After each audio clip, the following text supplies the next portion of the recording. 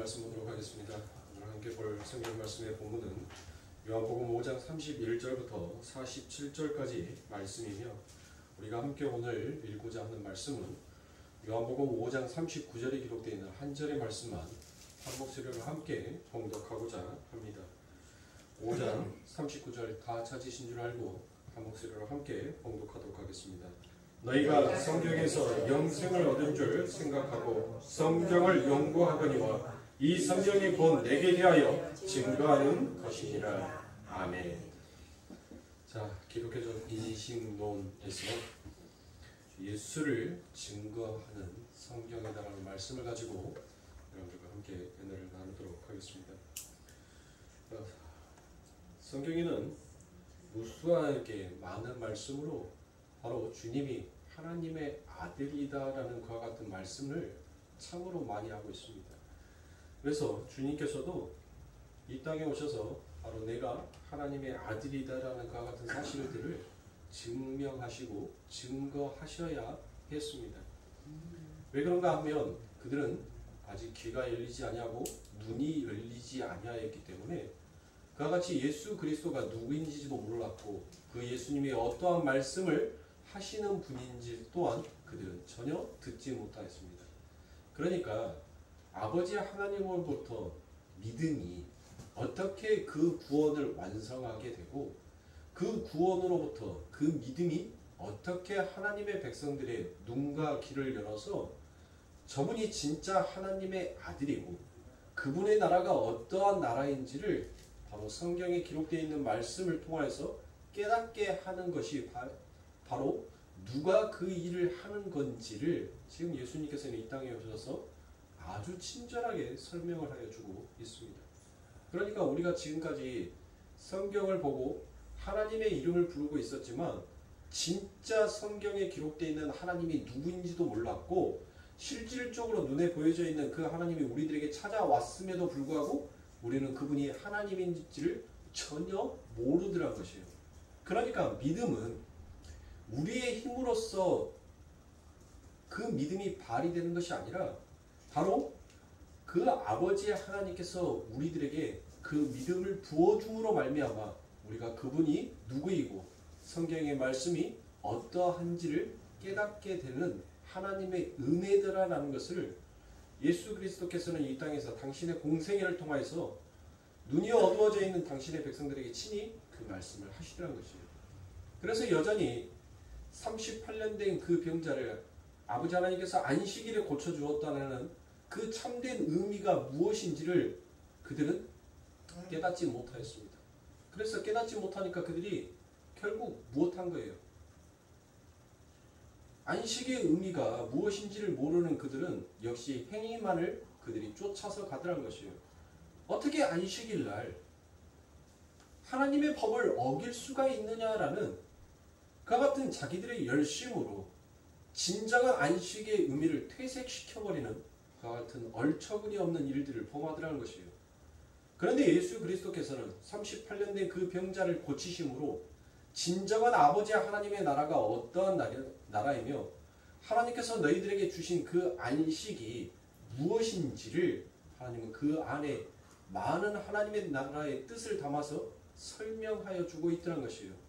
즉 그것은 다른 말로 하였을 때 하나님의 나라는 아픔이 없는 나라, 죄가 없는 나라, 사망의 증상이 없는 나라가 그게 하나님의 나라이고 그게 참된 안식이더라는 것이에요. 그래서 예수님께서는 그 안식일 날 아버지 하나님의 나라의 완성을 이루시기 위하여서 그분이 친히 죄를 사면하여 주시고 병든 자를 치유하여 주시는 그와 같은 일들을 하시는 것입니다. 그런데 여전히 눈이 어두워져 있는 자들은 오직 율법의 잣대를 가져다가 하나님의 참된 의미가 무엇인지를 전혀 바라보고 있지 못하더란 것입니다.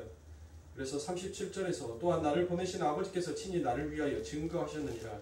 너희는 아무 때에도 그 음성을 듣지 못하였고 그 형광을 보지 못하였으며 라고 그와 같이 얘기합니다.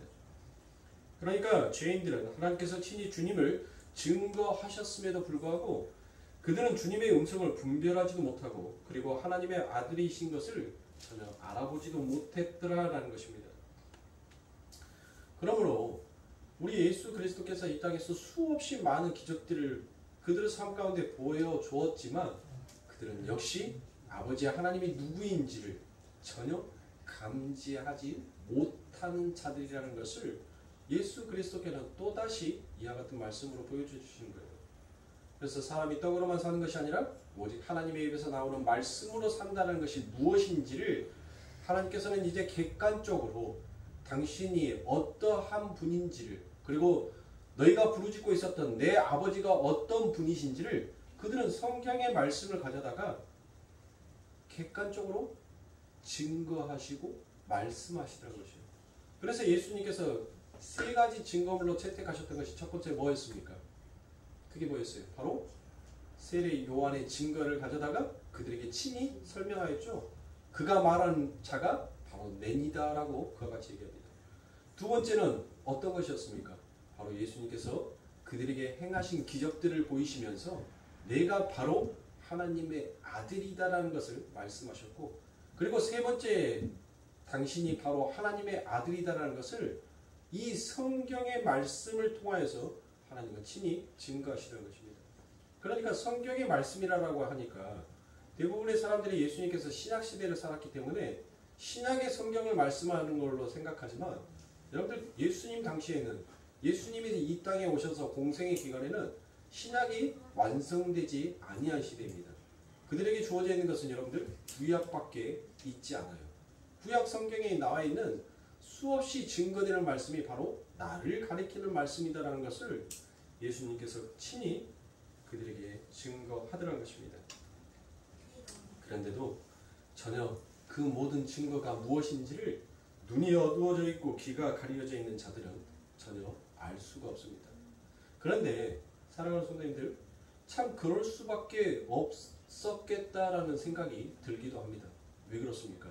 우리가 지난 시간에도 여러분들에게 제가 이 본문의 말씀을 그대로 가져다가 여러분들에게 설명을 드렸죠. 왜 이스라엘 백성들이, 왜 유대 민족들이 자칭 하나님의 서민이라고 하는 그들이 예수 그리스도가 하나님의 아들이다라는 것을 왜 그들이 깨닫지 못했을까요? 왜 그들이 알아듣지 못했을까요? 그것은 바로 제가 방금 37절에 그리고 이어서 읽어질 38절의 말씀에서도 무엇을 말씀하고 있습니까?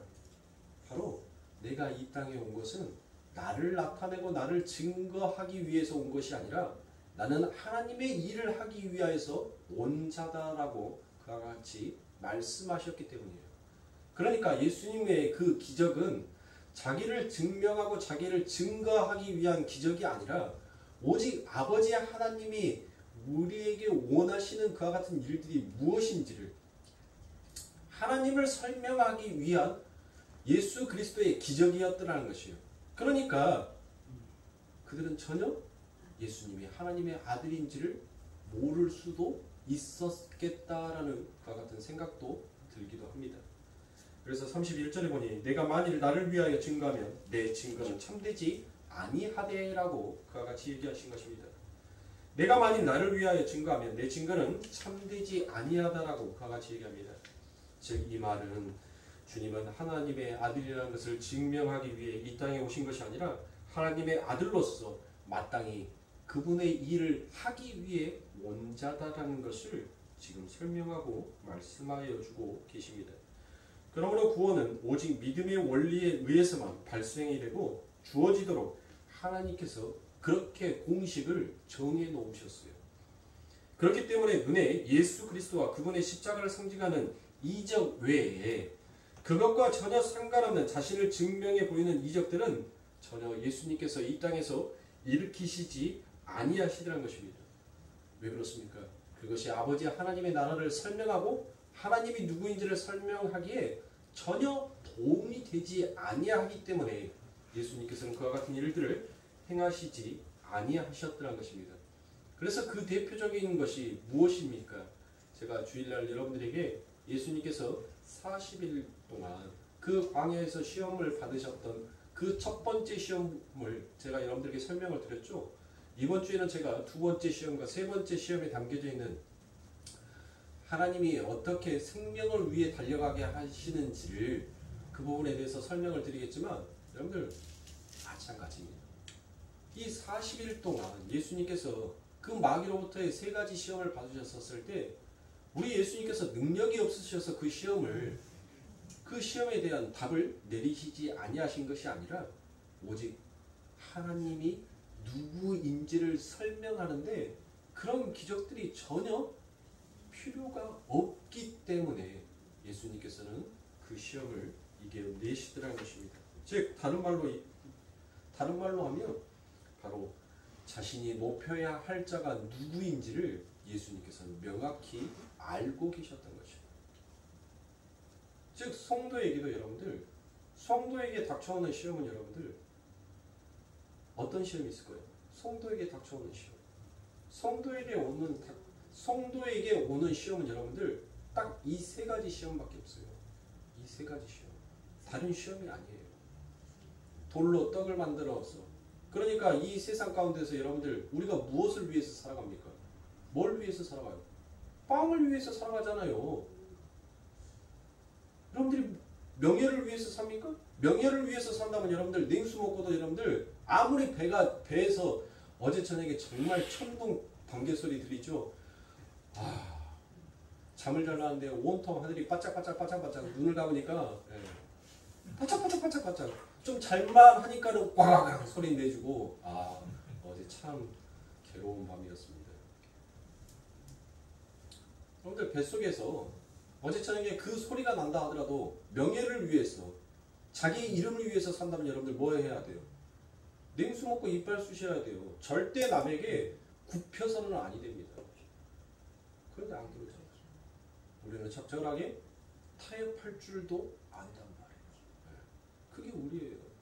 그러니까 이 세상에 살아가고 있는 보편적인 인생에게 주어지는 그 시험을 이 마귀는 하나님의 성도들에게 던지는 거예요. 그 시험의 방법이 여러분들 다양한 여러 가지 모습으로 나타나기는 하지만 결국 마귀의 시험은 이 세 가지 시험 안에 속해 있다는 것입니다. 전부 다. 그렇죠. 그 마귀의 세 가지 시험을 여러분들 생각해 보시라고요.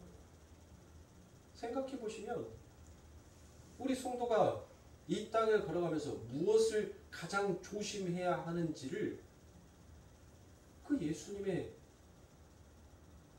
그 시험을 통하여서 여러분들 우리가 잘 볼 수 있는 것입니다. 사랑하는 성도님들, 우리는 신앙생활을 하다가 때로는 내 자신을 높이고자 싶어하는 그와 같은 때가 너무나도 많이 있습니다.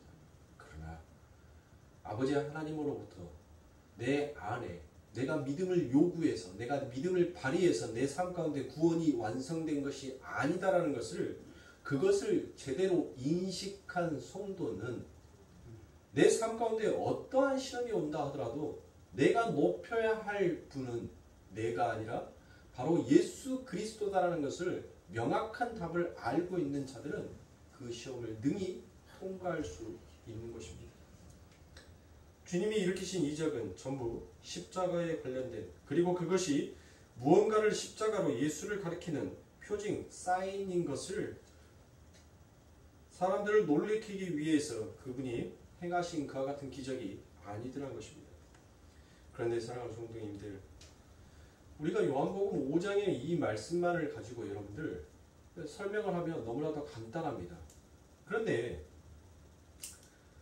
요한복음 8장에 가니 지금 요한복음 5장에서 기록되어 있는 이와 같은 내용이 8장에서 다시 한번 언급이 되어 있는데 8장에서는 여러분들 전혀 예수님이 다른 말을 하더란 것이에요.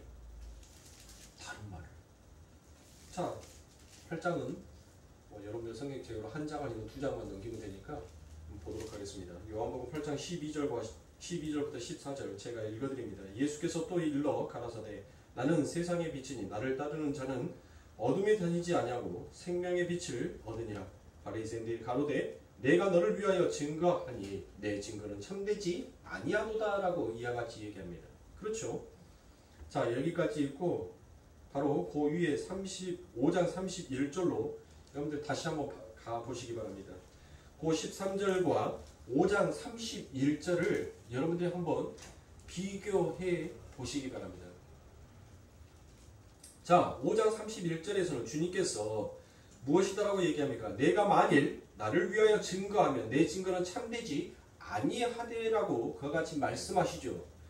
그리고 8장 12절에서는 주님이 자신을 증거하신다라고 그와 같이 말합니다.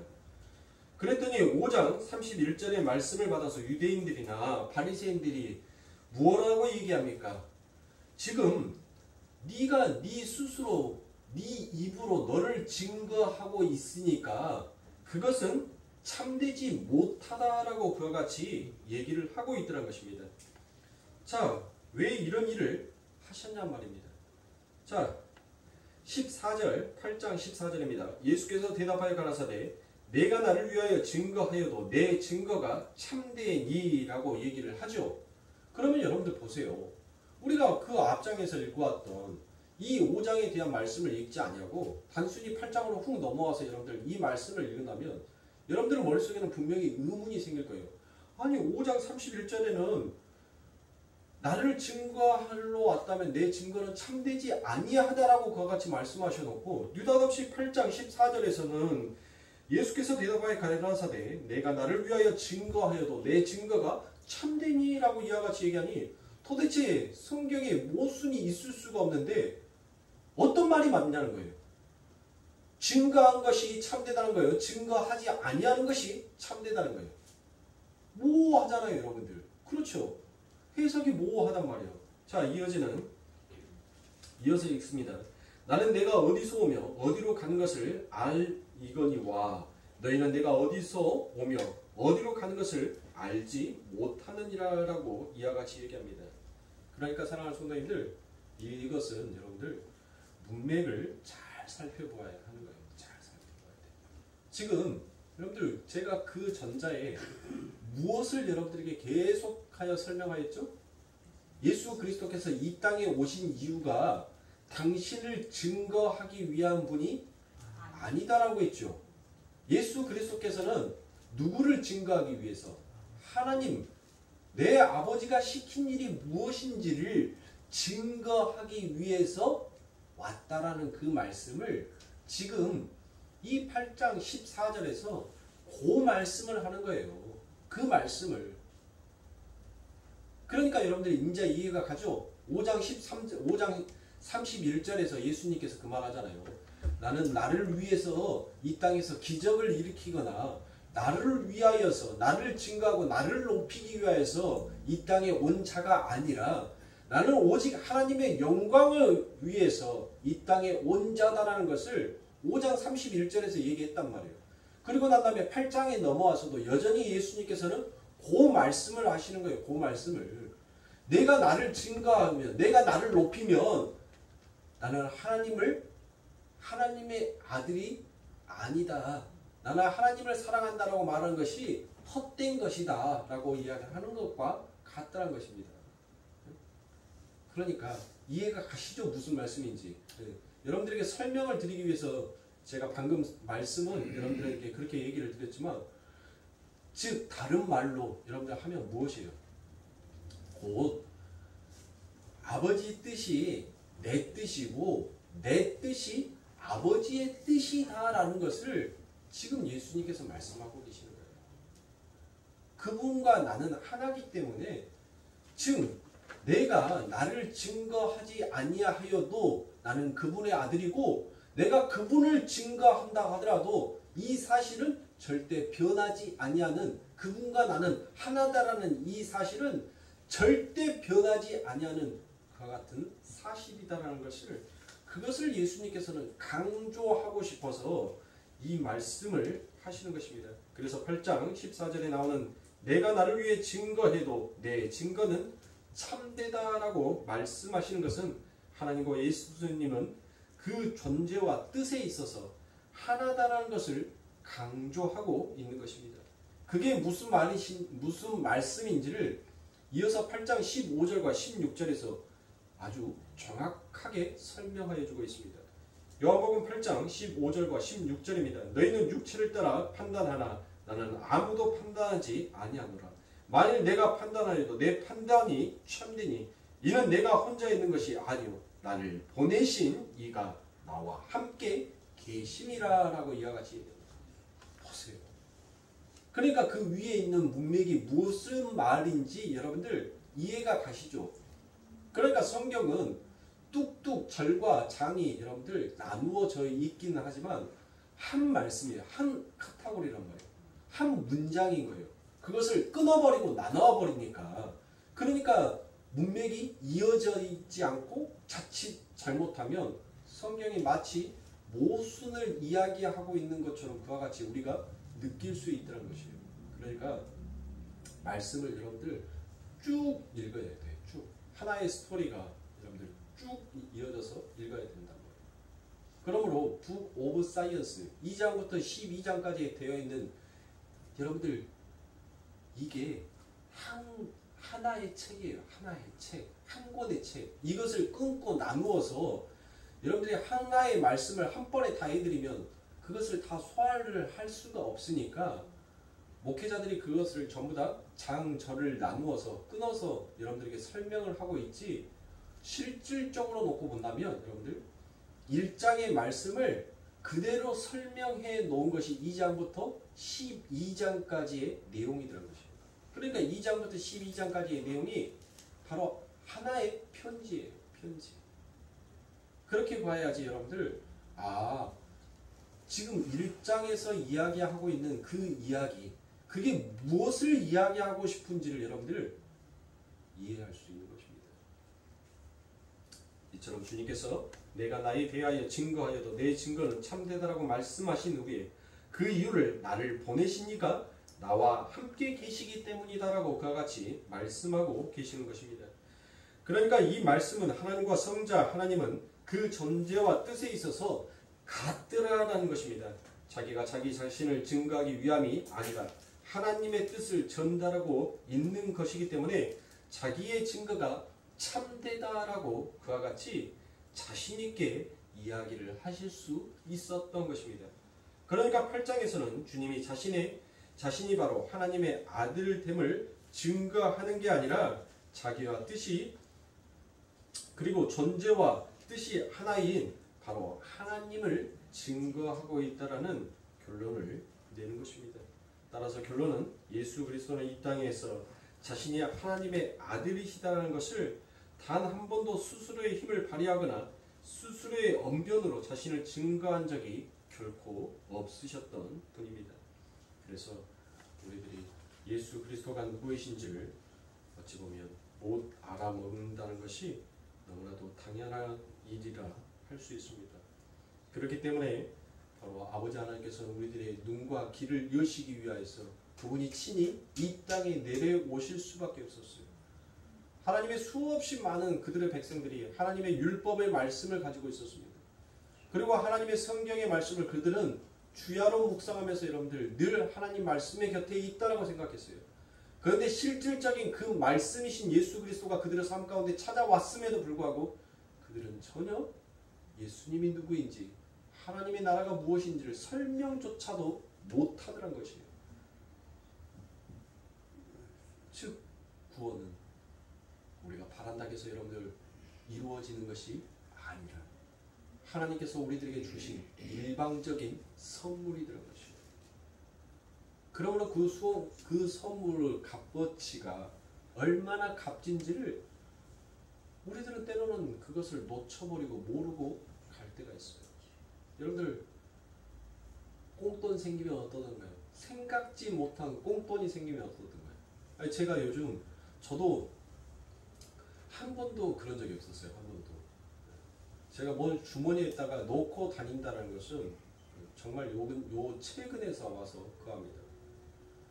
항상 집에 가면 옷을 다 털고 주머니 속에 있는 모든 것들을 전부 다 빼서 제가 항상 놔두는 그 자리에 항상 놔둬요.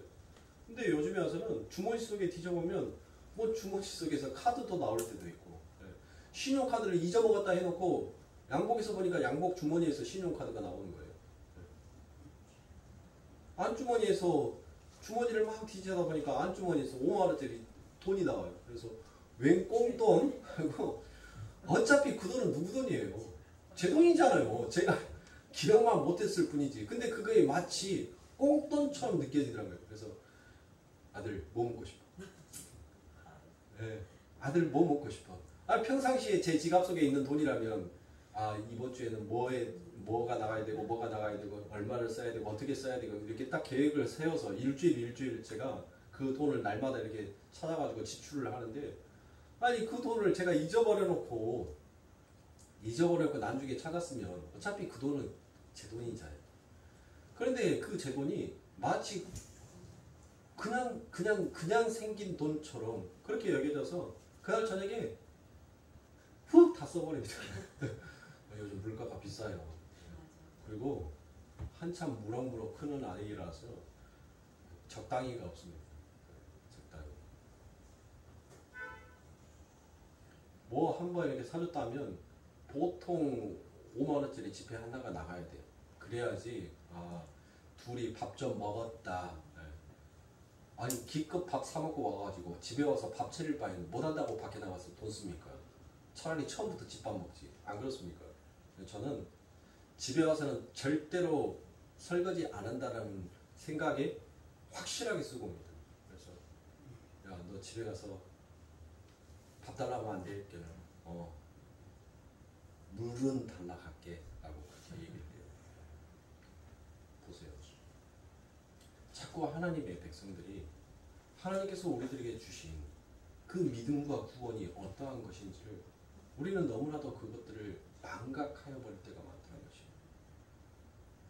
그게 내 삶 가운데 얼마나 소중한 것이고 얼마나 좋은 것이며 얼마나 값진 것인지를 우리는 그것을 자꾸 잊어버리니까 하나님을 향하여서 쫓아가고 하나님의 영광을 높이기보다는 늘 그 마귀의 시험 앞에서 우리 눈앞에 보여지는 그 빵 부스러기 몇 개에 우리의 마음을 뺏겨버리고 나를 높이고 싶어하는 그 높임 앞에 우리는 서스름 없이 하나님의 이름까지도 그렇게 팔아버리는 그와 같은 자로 늘 전락할 때가 많이 있더라는 것입니다.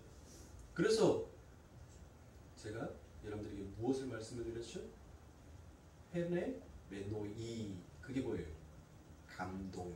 성령의 감동을 말씀을 드렸죠? 성령의 감동. 마치 바람이 큰 태풍 앞에서 그 태풍에 그 바람에 자기가 가고 싶어하는 그 길로 가는 것이 아니라 그 바람이 인도하는 대로 그 배가 가듯이 우리 인생이 그렇게 가더라는 것이에요. 예수 그리스도께서 바로 우리의 인생을 그 천국으로 항해할 수 있도록 그 성령의 바람을 우리들에게 불게 하기 위해서는 우리 예수님께서 이 땅에 친히 오실 수밖에 없었던 것입니다. 그리고 그분이 죽으심으로 말미암아서 드디어 아버지 하나님의 백성들의 눈과 귀가 열림으로 그분이 진짜 하나님의 아들이었고 성경의 말씀이 바로 그분을 증거하는 하나님의 감동으로 쓰여져 있는 책이었다는 것을 드디어 깨닫게 되며 성도의 입에서 아멘이라는 그와 같은 입이 화답으로 터져나오게 되더란 것입니다. 그럼에도 불구하고 여전히 세상을 향하여서 질주하고 달려가고 싶어하는 그와 같은 본능 앞에 내 안에 계신 성령이 마치 하나님의 그 하늘의 바람을 우리들의 삶 가운데 불어서 내가 걸어가는 것처럼 보이지만 결국은 그 성령에 이끌려서 우리가 걸어가는 그와 같은 신앙의 인생의 걸음을 걸어가게 되더라는 것입니다.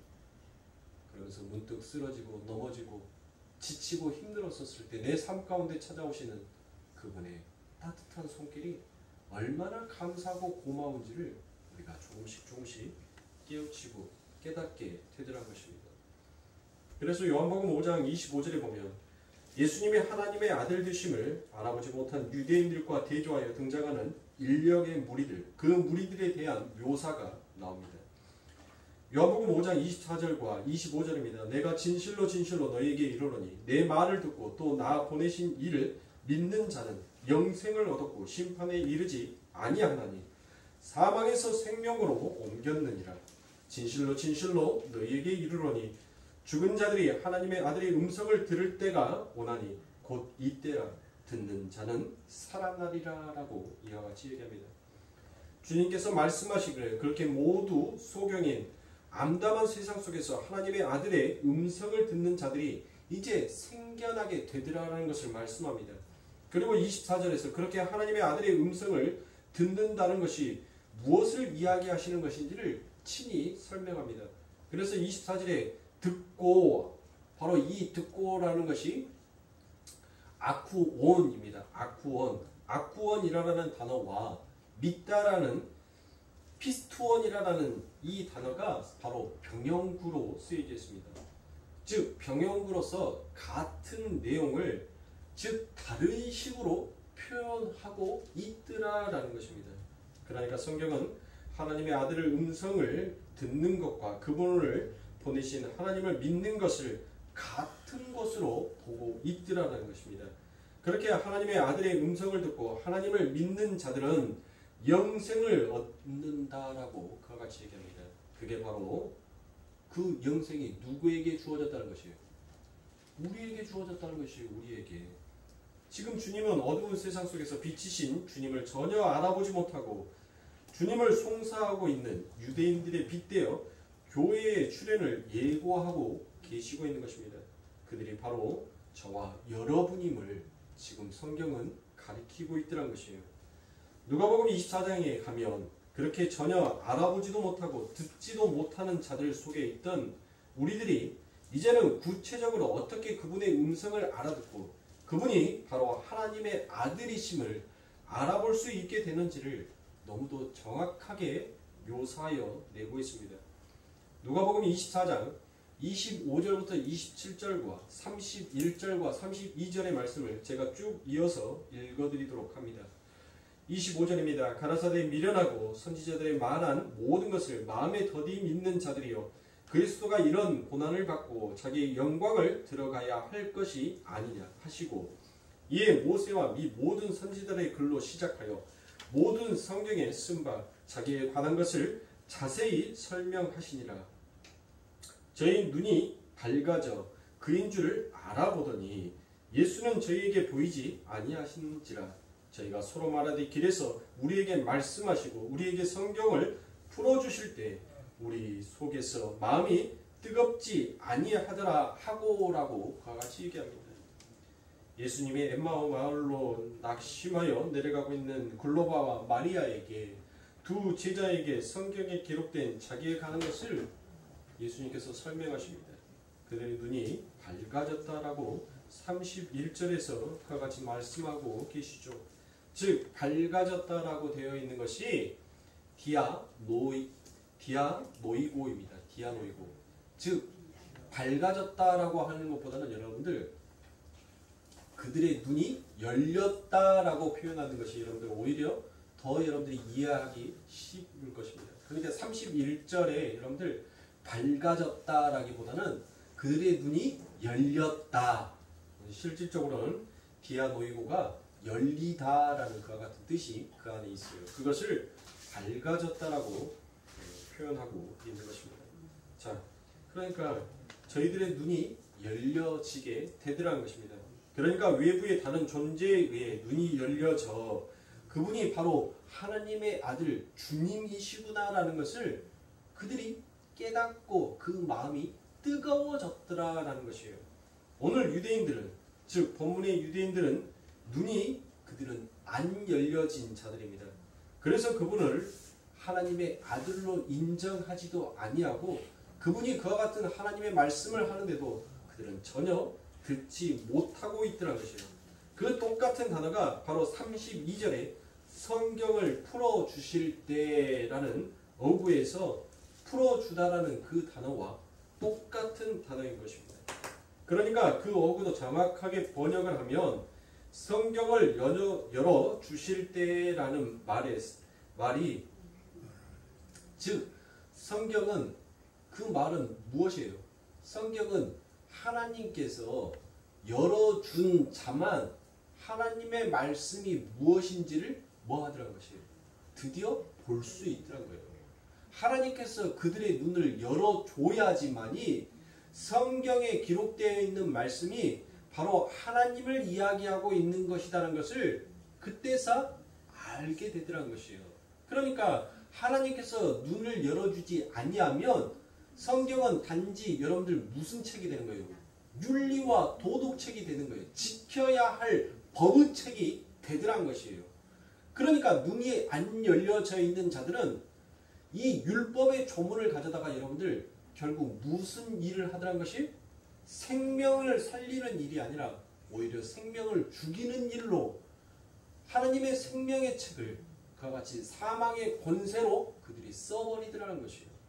그러니까 사랑하는 성도님들, 우리가 이처럼 성경을 보면서 아멘 할 수 있는 것은 바로 아버지 하나님으로부터 큰 선물을 받고 있다라는 그와 같은 명백한 증거인 것입니다.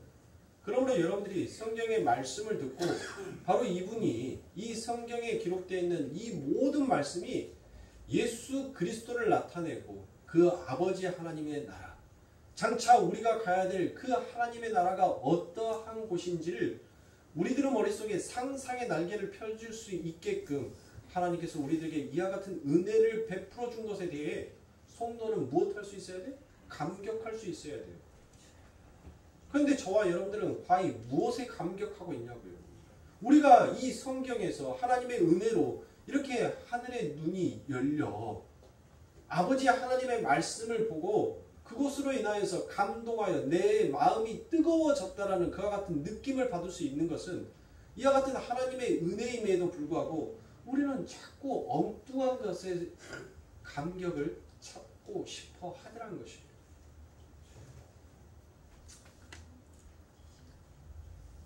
그래서 우리는 성경을 알아볼 수 있게 된 것은 오직 하나님의 은혜인 것입니다. 누가복음 24장 44절부터 47절에 보면 또 이르시되 내가 너희와 함께 있을 때 너희에게 말한 바 곧 모세의 율법과 선지자의 글과 시편에 나를 가리켜 기록된 것은 자 무슨 말이에요? 모세, 율법, 또 선지자의 글들, 또 시편의 주님 그 시편의 내용들이 전부 다 뭐다라는 것이에요. 여러분들. 그게 바로 구약 성경 전체라는 것이에요.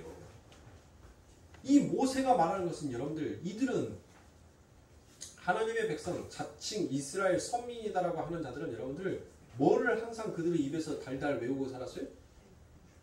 모세의 오경을 여러분들 그들은 달달달 읽고 살았단 말이에요. 왜요?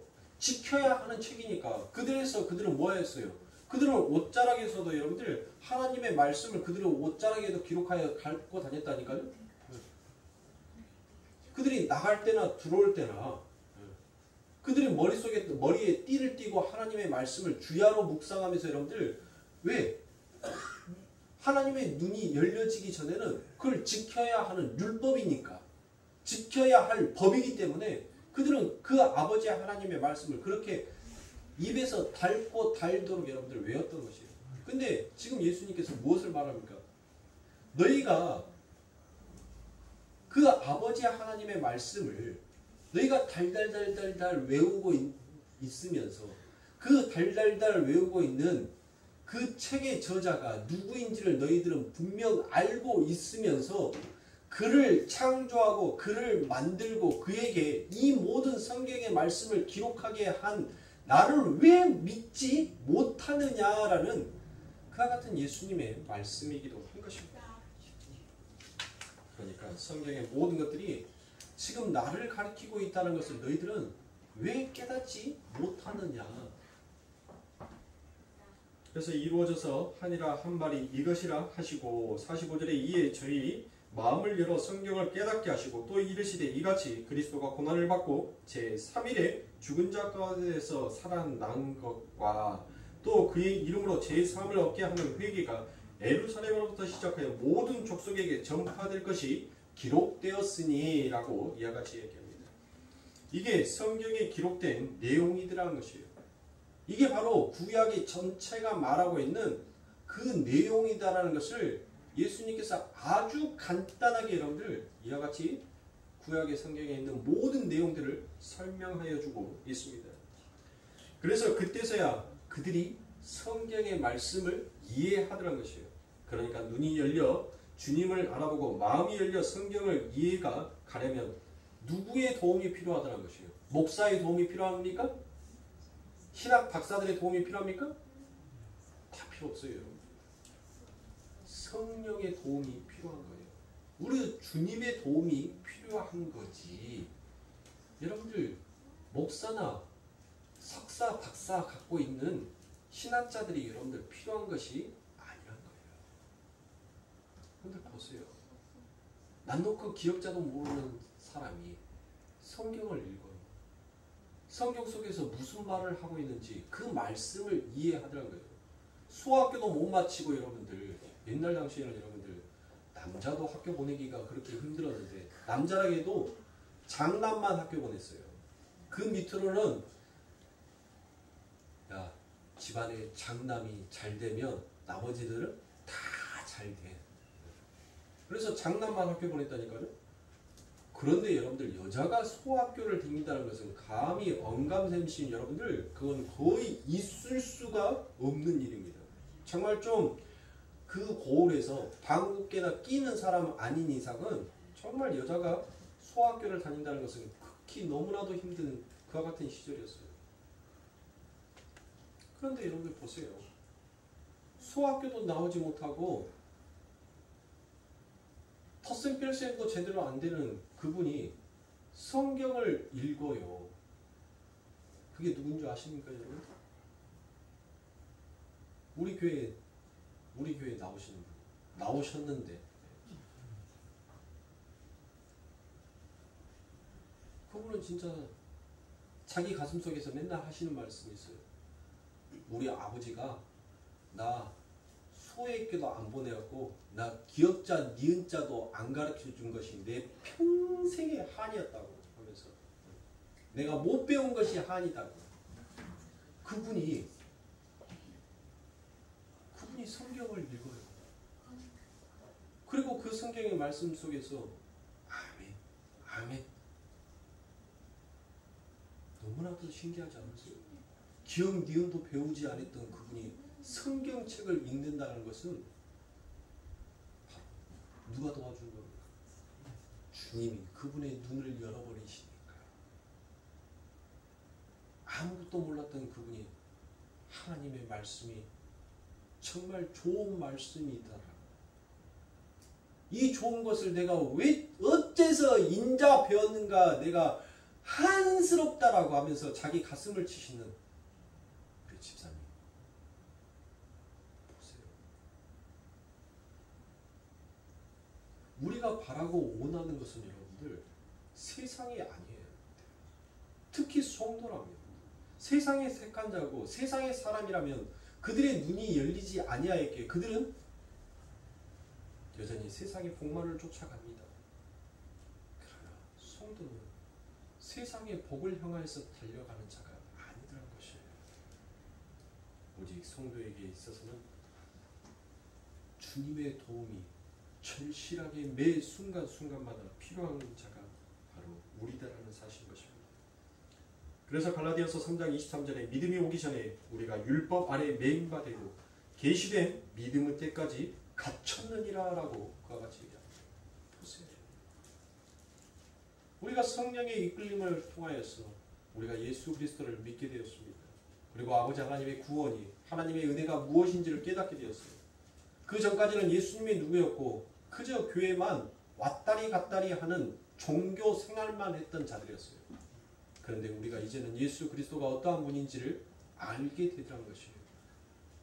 그리고 그분의 나라가 그분이 말씀하시는 그 말씀이 우리들의 삶 가운데 들려오기 시작하더란 것이에요. 이것이 하나님 앞에 감격스러운 일이 아니고 무엇이 우리에게 감격스러운 일이 되겠냐는 것입니다. 사랑하는 성도님들,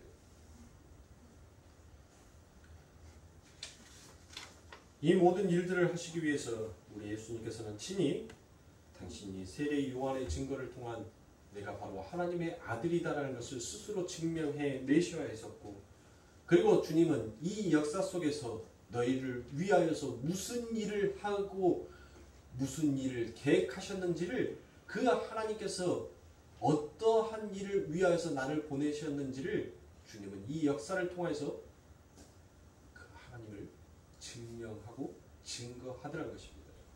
그리고 마지막으로 너희들에게 보여진 그림뿐만이 아니라 바로 성경이 너희들의 보증수표가 되어서 그 모든 것들을 증명하는 증서처럼 너희들에게 기록되어 주어졌더라는 것을 지금 예수님께서 설명하여 주고 있는 것이에요. 그러므로 사랑하는 성도님들, 이 성경에 기록되어 있는 우리가 예수만 잘 발견할 수만 있다면 여러분들, 우리는 이 세상에서 여러분들 그 어떤 것을 얻는다 하더라도 이 예수로 인한 더 큰 기쁨을 맛보고 감사하고 감격할 수 있는 자라는 것입니다. 그러므로 사랑하는 성도님들,